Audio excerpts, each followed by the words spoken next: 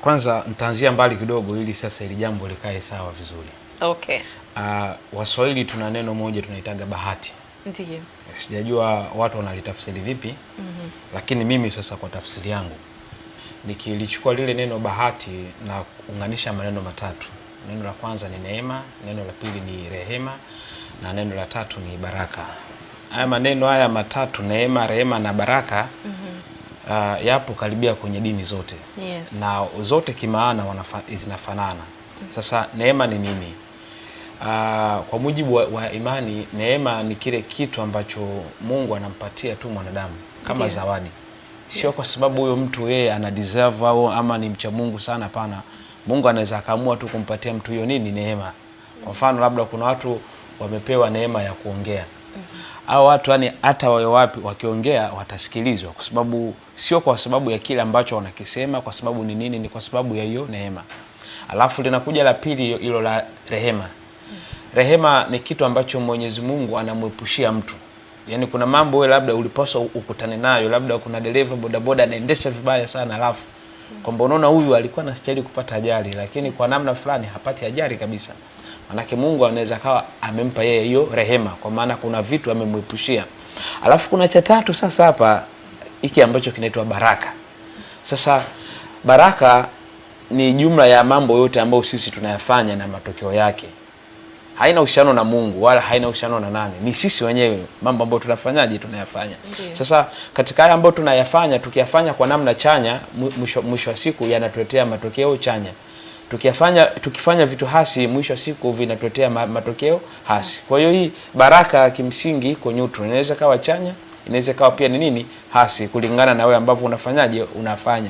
Sasa kwa nini nimealeta haya maneno? Nimealeta haya maneno matatu ili nije nilizungumzie neno bahati kwanza katika hiyo minajiri ya energy ambayo tunaenda kuzungumzia ili nieleweke vizuri. Kwa sababu ziko energy sisi tunakuwa nazo katika mfumo tu kama wa neema. Ni Mungu tu anaamua kutunuku hizi energy za namna fulani. Lakini ziko nyingine ni sisi wenyewe tunazitafuta kwenye mbanga zetu hizi za kila siku. Ni sisi wenyewe tunazitafuta. Sasa zile za Mungu na nini tuziweke pembeni, tuje kwenye hizi ambazo sasa ni za sisi wenyewe. Sasa kwenye hizi za sisi wenyewe iko hivi kwamba mimi nikiwa kidato cha 3 na cha 4 nilichagua mchepuo wa science. So wakati tulikuwa tunasoma science kuna topic moja, nadhani ilikuwa ni kidato cha 3, ilikuwa inaitwa waves, mawimbi. Kwa sababu energy zinavyosafiri kitaalamu zinasafiri katika njia nini, mawimbi. Sasa wakati tunasoma ile topic ya mawimbi, kulikuwa kuna aina mbili za mawimbi. Yaani kwamba kwa mfano kuna mawimbi yanasafiri kwa chini na kuna mawimbi yanasafiri kwa juu.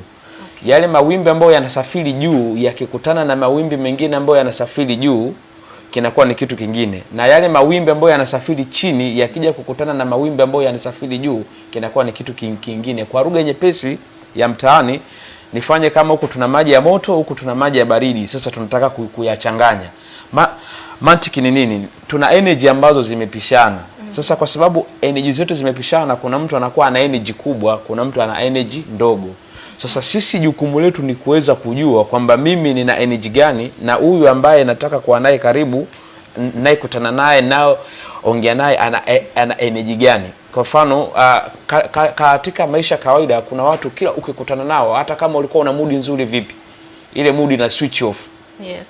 Kuna mtu unaweza kawa umepishana naye tu, mwili ukawa unasisimka, unatetemeka, jasho linatoka nini na nini. Kwa hiyo ile manake ni namna fulani ya ulimwengu kutuambia kwamba wewe una energy fulani na huyu ambaye umekutana naye ana energy fulani. Sasa kwa sababu ulimwengu hauongei katika lugha hii ya Kiswahili ama ya Kiingereza, unaongea kwa ishara, jukumu letu sisi inakuwa ni kutambua zile ishara ambazo ulimwengu unatupatia ili kama kutukanya hivi au kutuonya kwamba hiki ambacho unataka kukifanya, huyu ambaye unataka kukutana naye kuna 1 2 3. Na ndio maana katika wote ambao tunaenda kukutana nao au katika mengi ambao tunayafanya, kuna ishara kwanza zitatokea kukuarifu. Sasa kama wewe hautopay attention enough, manake wewe unaweza usingamue zile nini, ishara.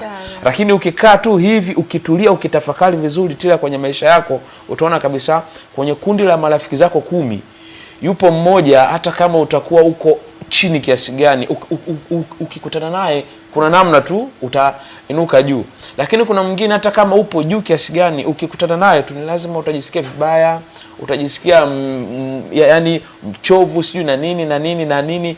Na muda mwingine hata maeneo ambayo tunaenda, kwa mfano ukienda maeneo ambayo kuna mkusanyiko wa watu, Kariakoo kwenye masoko nini, ukirudi nyumbani utajikuta tu automatically umechoka, umefanyaje, kwa sababu tunaenda kwenye maeneo ambayo yanatukutanisha na watu au na viumbe ambavyo vina energy tofauti tofauti. Sasa kama mimi energy yangu ni kubwa, ndo mfano wa maji ya moto, nikikutana na mtu ambaye ana energy ndogo ambayo ndo maji ya baridi, tukichanganya haya maji ya moto na ya baridi, maji ya moto lazima yatapoteza. Hata kama maji ambayo yanakuja kupatikana ni vuguvugu, lakini haya maji ya moto lazima yawe yamepoteza na maji baridi yawe yamepata. Kwa nini? Kwa sababu hiyo ndo kanuni ya ulimwengu, kwamba unapokuwa na mtu ana energy kubwa, ukakutana na mtu ambaye ana energy ndogo, mwenye energy ndogo yeye ndo atakayeenda kufaidika. Wewe mwenye energy kubwa kwako itapungua. Sasa kile kitakachopungua kile kitakuja katika mfumo tofauti, labda hivyo uchovu, upweke, ama nini. Lakini ile tu ni mfumo fulani wa ulimwengu kukupa ishara kwamba huku ulikotoka umekutana na 1 2 3.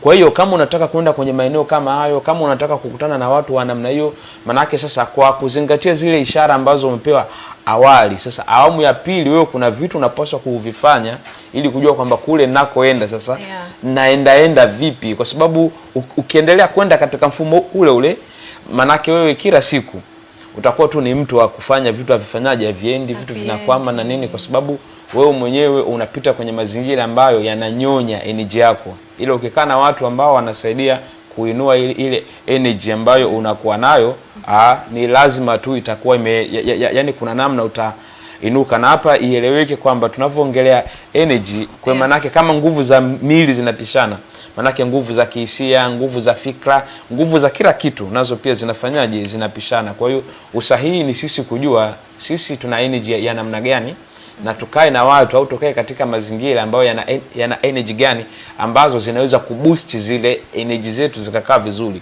Kinyume na hapo tutakuwa tunanyonya tu kila siku, alafu mambo yatakuwa hakai sawa. So, ndio maana kunakuwa na ile kwamba labda mtu alikuwa sio mgomvi, alafu anaingia kwenye mahusiano na mtu ghafla anaanza kuwa mtu wa ugomvi. Ina maana ile ni energy anakuwa ameichukua kutoka kule, ameivae, sasa ndio ana react nayo. Kabisa yes, upo huo uwezekano. Na kuna mwingine anakuwa labda mambo yake yalikuwa hayaendi, lakini kwa sababu amejiunganisha na mtu au watu fulani, mambo yake na yeye anaanza. Ndio maana ile tunaambiwa ukipana uwaridi na wewe utanukia uwaridi. Kabisa. Sasa ile inaenda kwamba itadumu na mimi au itaendelea. Kwa mfano mimi nimekutana sasa na wenzangu wanafanya biashara, mambo yako bie, na mimi nikaingia pale na mimi mambo yakaanza kuniendea sawa. Ina maana nikitoka kwenye lile kundi, ile energy na mimi ninakuwa naiacha pale. Sasa itategemea kwanza, au kabla hujanipa jibu. Kwa mfano kuna wale ambao wanaingia kwenye mahusiano, unakuta mwanaume alikuwa sio mtu yoyote, lakini anapokuja kuwa na mtu fulani, anapoingia kwenye mahusiano na mwanamke fulani, anaanza kuwa mtu, yani anaanza kuonekana hata kwa wanawake wengine. Yani watu sasa wanaanza kutake notice, je, anapoachana na yule mwanamke ile energy anaendelea kuwa nayo au inaondoka? Asante sana. Sasa hapo nikirudi kule nilikuanzia kwenye neema, rehema na baraka, inakuwa very perfect katika mantiki. Mimi inawezekana na neema zangu, lakini nikakutana na mtu mwenye neema zake kweli kweli. Sasa kwa mimi ninavyokuwa na yule mtu, maana yake ni nini? Neema za yule zinakuja kusapoti kwenye mambo ambayo mimi nayafanya. Kwa hiyo kama mimi labda nilikuwa na neema 4, yule alikuwa na neema 6, zile 6 zake zikija kuungana na kwangu mimi zinakuwa ni 10. Kwa hizi 10 kuna namna zitaniinua mimi, kwa sababu tu ya kupitia mgongo wa nani? Wa yule. Na ndio maana watu wengi wenye mafanikio wanakuwa wana tabia ya kusaidia watu, kwa sababu kadri unavyosaidia watu, maana yake ni nini? Vile vilivyopo ndani mwao vile navyo pia vinaanza kukuangalia katika jicho jingine, vinakuja kukusaidia wewe upate zaidi, vikiwa vinaamini kwamba huyu akipata zaidi atamwezesha huyu mtu wetu na yeye kupata zaidi. Kwa hiyo sasa Unapokuwa na mtu kama huo kwenye mfumo ambao umesema kwenye mahusiano, mtu mwenye neema zake, kadiri yule mtu wewe unavyomsaidia yule mtu, wewe mambo yako yatazidi kwenda kweli. Kwa nini? Vilivyopo kwa yule mtu vinahama kwake, vinakuja kukusapoti wewe. Okay. Kwa hiyo hata kwenye mfumo wa kimaisha, kama unaweza kusaidia watu 10, 20, 30 kwa siku, manake vyote vya wale vinakuja kukusaidia pia nini wewe. Sasa kipindi wewe utakapokoma, yani labda watu wana neema zao, wamechanganya na zako zikakusaidia ukafika hatua fulani, utakapokoma kupeleka marejesho kule, shughuli ndio itaanzia hapo. Zile neema zao zitarudi kwao, wale watajidisconnect na wewe. Kwa hiyo ile moment wanavyojidisconnect na wewe, wewe unabakia kuwa wewe yule wa mwanzo. Kama ulikuwa una 2, zinarudi kwa ngapi? 2. Sasa ulikuwa una 2, alafu ghafla ukawa unafanya vitu ambavyo vinahitaji labda energy ya 20. Ndio shughuli inapoanzia hapo. Manake lazima vitu vitaporomoka mpaka urudi kwenye 2. Kwa hiyo maana yake ni nini? Kwamba watu ambao tunakuwa nao wana mchango mkubwa sana, either kutupeleka mbele au kuturudisha nyuma. Hii scenario tumeongelea tu watu ambao kwamba wana energy ambazo ni nini, chanya sana. Lakini unaweza kuwa na mtu ambaye ana energy hasi. Wewe una energy zako 3, alafu mtu yeye ana energy yake 1. Kwa hiyo huyu ukikutana naye sasa, utakuja moja yake itakuja kwako na zile 3, 4, mkitafuta wastani ngapi? 2. Wewe utakuwa umedrop kidogo. Kwa hiyo manake wewe hutofika unakopaswa kufanyaje kufika. Kwa sababu kuna mtu anakuhold nini back. Kwa nini? Kwamba yeye alichonacho ni kidogo mno, umeshanielewa, akirandani na wewe. Kwa hiyo kumbe yule angeweza, huyu ambaye ana 1 angeweza kukutana na mwenye 1 mwenzie, mambo yakawa fresh, au akakutana na hata mtu mwenye 0 ili ampatie ile 1, mambo yao aende kumuinua yule mwenye ngapi? Mwenye 0. Lakini huyu mwenye 1 akikutana na wa 10, huyu wa 10 huyu yeye sasa hatakuwa mnufaika, ila wa 1 atakuja kuwa ni mnufaika.